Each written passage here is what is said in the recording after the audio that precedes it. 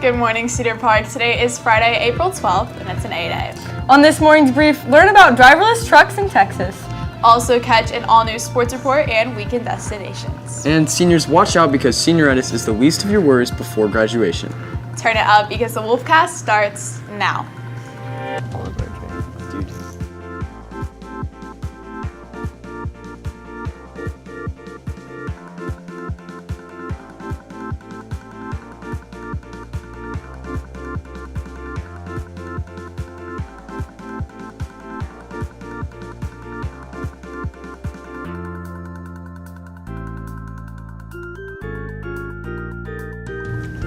Good morning, Cedar Park, and welcome to the Wolfcast. I'm Kira Cox, and I'm here this morning with Reed Cummins and Lulu Lynch. For those who may live under a rock, approximately 1 month ago, CPHS Senior Assassin kicked off in explosive fashion. Seniors that signed up were given a target to eliminate while at the same time attempting to avoid being eliminated themselves. Now let's go over to Kason Johnson on the scene from deep behind enemy lines. CPHS Senior Assassin is an ongoing game and tradition where the objective is simple. Find and eliminate your target with either a water gun, water balloon, or even water bottle while trying to evade your own elimination. In the beginning, there were 180 seniors who signed off on one of the most daunting and harrowing games known to man, Cedar Park High School's Senior Assassin. Teams of up to 4 compete and chase down their targets, all while a target is also placed on their back. This game has been a CPHS tradition since the dawn of time. However, this year, there have been a few altered rules. So last year, individuals were assigned their own individual targets, completely irrelevant to whatever team they were in. But this year, I scrapped this idea, and I came up with the Circle of Death, which is where every single team has a continuous target, and it's an assassin. And so whenever you eliminate your target, you move on immediately to the next one. And teams also work together to get their targets instead of having targets from different teams. The main challenge of this game is tracking down your target while keeping track of who's tracking you at the same time. Seniors had to find ways to get creative with their attempts at eliminating their target, as attempts outside their houses proved to be obvious. Some resorted to tracking their target's work schedule, some were found hitting the gym, but there were a handful of eliminations that stretched the limit of Senior Assassin. The craziest elimination so far has got to go to Nate Ryan. I was talking to him earlier in the day and I was telling him, dude, you got to lock in, you got to get on it, you got to go get him. And he said, okay. And I get a call from him 30 minutes before I get the elimination stuff. And he says, Trevor, I locked in. And he flips his camera and he's in the Austin Bergstrom International Airport. And so Nate Ryan went all the way to the airport and eliminated 2 of his 3 targets, which probably was not the safest of ideas on his part, but it made for great content. So I was in Boulder, Colorado on a college visit, and I saw on my Instagram feed a post from Olivia. So it's in Hawaii, and I'm like, there's a chance we fly back at the same time. I decide to camp out at the airport once I get back for that extra hour. Then I see them 3 walking back. It was scary because I had the water gun with me, and it was like a giant water gun. Ironically enough, Nate's assassination was just as dramatic. Bella chased me to a trail over at the Commons, and I didn't have any shoes on, no shirt on, no phone, nothing. And I just ran through the woods, through a trail. I ran probably total 3 miles. It was bad, barefoot on rocky paths.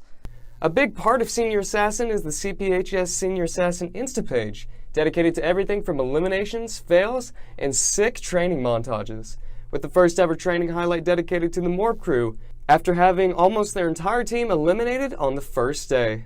Every time I step out of my house, I fear that Ben Wilcox is there again. And I know that I'm gone, that I'm out, that he can't hurt me anymore, but I just am terrified that he's still there anytime I go anywhere. I feel like he took a part of my soul with him when he eliminated me. Okay, and I know this game can be a little intense at times. I'm just wondering, what happens to the victims after they are eliminated? Well, most of the time, they're out of the game, but there have been a couple opportunities, and there will likely be a few more for them to come back into the game or to bring new people back into the game if their team really excels at eliminating other players. Okay, so I think that's all I have. Thank you so much. I'm really enjoying this game so far. It's been great. What do you mean game? What do you mean? Good work.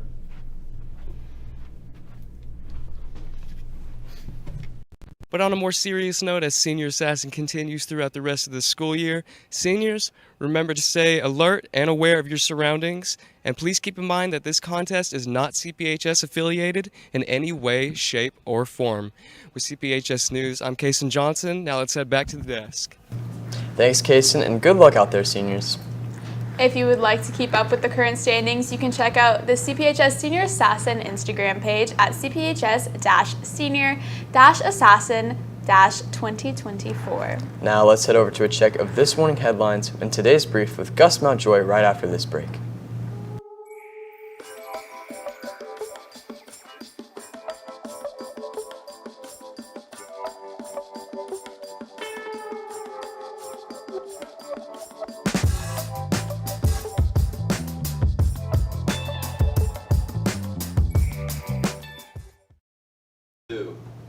Thanks, Reed, and good morning, Cedar Park. First, former NFL player O.J. Simpson is dead at 76. Simpson died of cancer on Thursday, his family announced. Simpson, who played 11 seasons in the NFL, but is more likely known for his infamous murder trial in 1995. Next, new Roman paintings discovered 2,000 years after Pompeii eruption. Multiple paintings were found in an undiscovered part of Pompeii and were surprisingly in impressive condition. They were found in what was believed to be a dining room, which held multiple fresco-style paintings. And finally, driverless trucks could be on Texas highways by the end of 2024. Kodiak Robotics, which is the company designing the trucks, has had the trucks on the roads, but there's always been a safety driver behind the wheel to monitor the truck. This is to help with the increasing truck tonnage and driver shortage. So what do you guys think about driverless trucks? Kind of freaks me out. Like if one of those hits me, I'm definitely pressing charge. If a truck hits you in general. Yeah, but a driverless truck, I mean, what? That's just terrifying. I'm scared to go on the highway in general. Like if there's giant 18-wheelers that there's a robot controlling, that's terrifying. Because like Tesla has that auto driving mode, but at least you have to be in the car that's for also that like to happen. a tiny car. Yeah. Like Yeah. an 18-wheeler. It's like imagine that, but like I feel like you times can 10. stop like a rogue robot, like evil Tesla, but you Yeah. can't really stop like an 18-wheeler. and if something especially weird like happens. what if it like malfunctions? Like 18-wheelers can kill like a lot of people. Like, Yeah. at least they have the safety driver. It's when they interesting. did. But like Yeah. they're not gonna. Yeah. I think it could be a cool idea because if you see what they do with like the Waymo like driverless taxis in the cities, like when I went to Arizona, they had so many just driverless taxis everywhere, and it was completely legal and it was really cool to see. But it's definitely concerning. Like Yeah. you never know, I guess. Well, thanks, Gus. Up next, an all new sports report right after this break.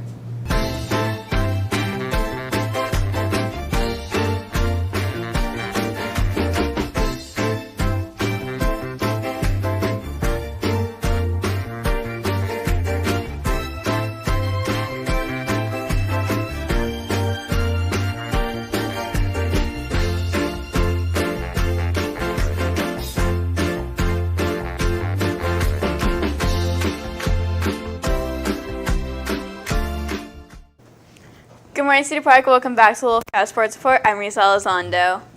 Let's start with our girls soccer team, who played in round 3 of the playoffs in a crosstown showdown against Rouse last week. This was their third game they had played against the Raider team this season.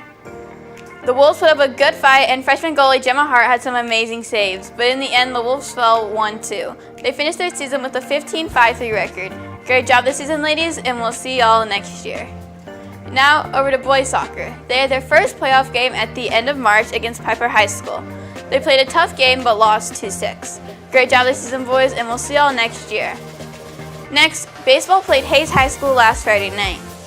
They put up a good fight but sadly lost 1-3. They'll play again tonight at Glen at 7. The Grizzlies are currently 7th in district while we're 2nd, so it should be a good game. Then, softball played Hayes on Wednesday and lost 0-10.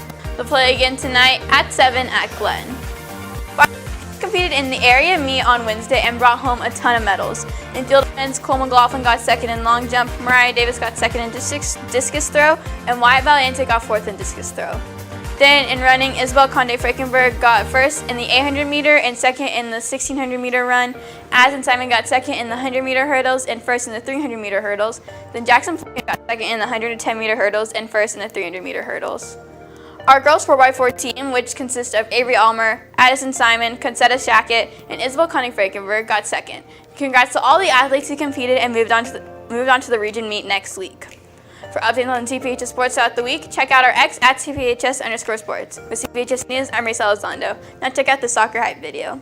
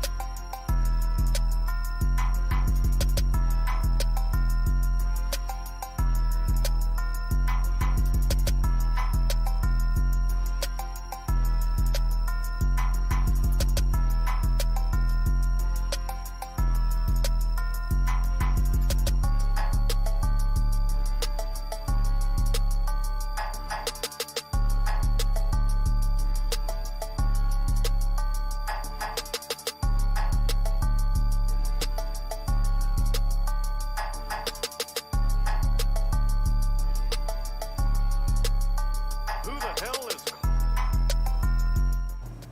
Hello Cedar Park, I'm Molly Pinkerton with this week's weekend destinations. Starting this weekend off, MotoGP Red Bull Grand Prix of the Americas is all this weekend. The tickets are pretty well priced. One-day ticket is $20. The doors open at 8, but parking lots open at 7:30 a.m. You can get your tickets off of circuitofamericas.com. Next, the Cattle Country Music Festival is being held this weekend, today to Sunday, in Gonzales, a bit over an hour away. Eric Church, Tanya Tucker, and Red Clay Strays, and so many more will be performing. Tickets are still on sale for a full weekend or just one day. You can get them off of cattlecountryfest.com. Finally, to end this week's weekend destinations off, this Sunday, ABC is hosting a kite festival at Zilker.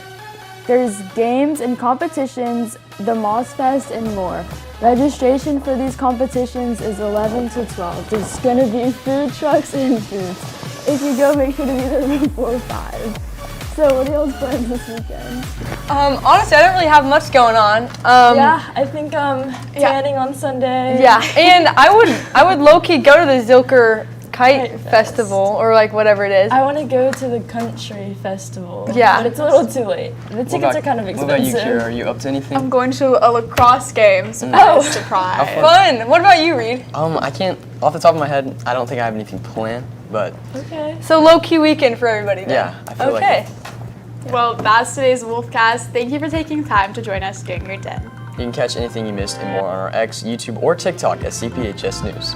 We will see you back on Monday with musical theater star actress. With CPHS News, I'm Lulu Lynch. I'm Molly Pinkerton. I'm Reed Cummins. And I'm Kira Cox. Remember to make it a great day or not. The choice is yours. Have a fantastic Friday, Cedar Park.